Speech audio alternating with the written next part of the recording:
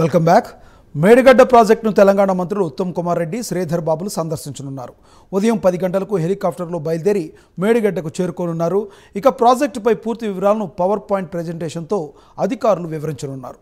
Pranahita project, Kaleshwaram వివరాలను లాభ నష్టాలతో సహా వివరించనున్నారు. కాళేశ్వరం వ్యయం, కొత్త ఆయకట్టు స్థిరీకరణ వివరాలతో పాటు ప్రాజెక్టు నిర్వహణకు అవసరమైన వాటి గురించి మంత్రులకు అధికారులు వివరించనున్నారు.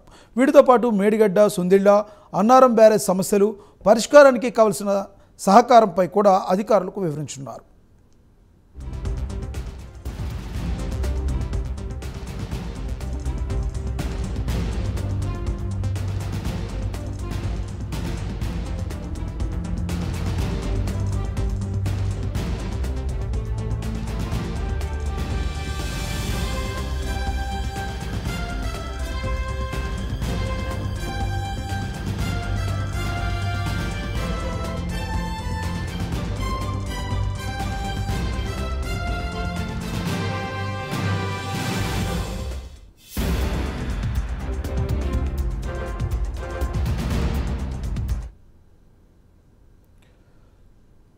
సుందిళ్ల, అన్నారం బ్యారేజ్ సమస్యలు పరిష్కారానికి కావలసిన సహకారంపై కూడా అధికారులు మంత్రులకు వివరించనున్నారు.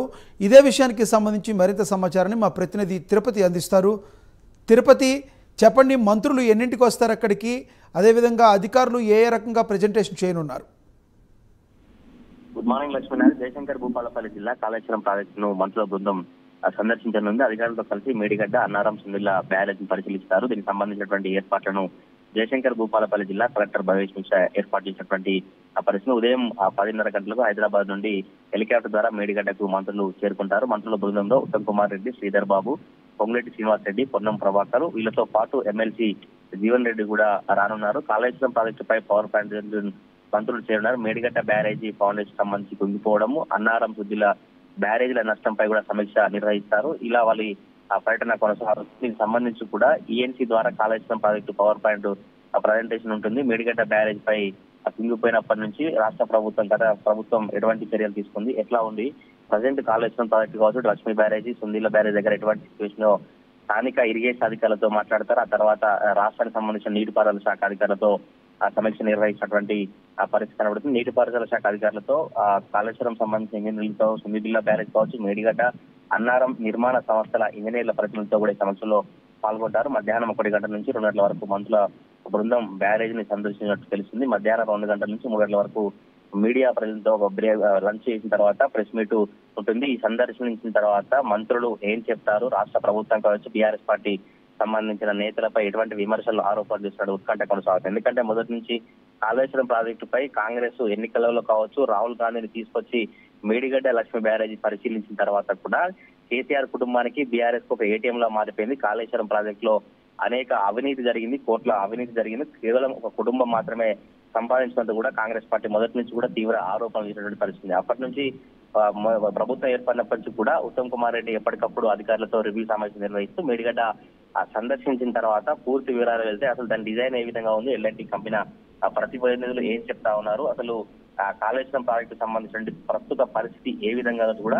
మంత్రుల బృందం అంతా పవర్ పాయింట్ ప్రయత్నం ద్వారా తెలంగాణ రాష్ట్ర ప్రజలకు వివరాలు వెల్లడించినటువంటి పరిస్థితి అయితే కనబడుతుంది. దీనికి కాళేశ్వరం ప్రాజెక్టు సంబంధించిన అంశాలు, పవర్ పాయింట్ ప్రాజెక్టు అనంతరం కూడా మేడిగడ్డ, అన్నారం బ్యారేజ్ ను మంత్రుల బృందం సందర్శిస్తుంది. ఈ పట్టణకు సంబంధించి నిర్మాణ సంస్థల సబ్ కాంట్రాక్టర్లు ఈ నిర్మాణంలో సంబంధం ఉన్న వారందరికీ సమాచారం ఇచ్చారు. ఎందుకంటే మొదటి నుంచి కూడా కాళేశ్వరం ప్రాజెక్టు లో ఎవరెవరైతే నిర్మాణం చేపట్టారో, ఎవరైతే కాంట్రాక్టర్లు ఉన్నారో, ఎవరైతే ప్రభుత్వ అధికారులు ఉన్నారో, ఎవరైతే ప్రభుత్వానికి సంబంధించిన నేతలు ఉన్నారో వారందరికీ కూడా ఇవాళ రివ్యూకు పవర్ పాయింట్ సంబంధించి సమాచారం ఇచ్చారు. వారంతా కూడా పాల్గొనేలాగా ఈఎన్సీ ని మంత్రి ఉత్తమ్ కుమార్ రెడ్డి ఆదేశించినటువంటి పరిస్థితి కనబడుతుంది. మొత్తం మీద ఇవాళ ప్రాజెక్టు నిర్వహణకు అవసరమైన విద్యుత్ ఏ విధంగా ఉంది, కాళేశ్వరం ప్రాజెక్టు వ్యయం ఎంత, కొత్త ఆయకట్టు స్థిరీకరణ, ఆయకట్టు వివరాలు ఏంటి, ప్రాణహిత ప్రాజెక్టు, కాళేశ్వరం ప్రాజెక్టు వివరాలు, కాళేశ్వరం ప్రాజెక్టు కట్టడం వల్ల జరిగిన లాభం ఏంటి, నష్టం ఏంటి, అసలు ఏ మేరకు లాభం జరిగింది, ఏ మేరకు రైతులకు నీరందించే ప్రయత్నం కొనసాగుతుంది. మొదటి నుంచి కూడా బీఆర్ఎస్ ప్రభుత్వం ఉమ్మడి వరంగల్ జిల్లా, ఉమ్మడి కరీంనగర్, ఉమ్మడి నల్గొండ ఇలాంటి జిల్లాలన్నీ కూడా కాళేశ్వరం ప్రాజెక్టు ద్వారా నీరందుకుని మొదటి నుంచి చెప్తుంది. కానీ అటువంటి పరిస్థితులు లేవు. గత ప్రభుత్వం బీఆర్ఎస్ లీడర్లను కావచ్చు, మిగతా వారందరినీ టూరిస్టులా తీసుకొచ్చి కాళేశ్వరం ప్రాజెక్టుని ఎంతో గొప్పగా చూపించుకుంది. కానీ అప్పుడు అటువంటి పరిస్థితులు లేవు. కాళేశ్వరం అంతా కూడా ఒక ఏటీఎం లా మారిపోయింది. కాళేశ్వరం ప్రాజెక్ట్ అంటేనే కేసీఆర్ కుటుంబానికి డబ్బుల సంపాదనగా మారిపోయినట్టు కాంగ్రెస్ పార్టీ నేతలు ఆరోపించినటువంటి పరిస్థితి. ఇవాళ మంత్రుల బృందం పవర్ పాయింట్ ప్రజెంటేషన్ ఏ విధంగా చేస్తారు, పవర్ పాయింట్ ప్రజెంటేషన్ లో ఏం చెప్పబోతున్నాడు ఉత్కంఠ అయితే రాజకీయ వర్గాల్లో కొనసాగుతుంది. లక్ష్మణ. Thank you Tirupati.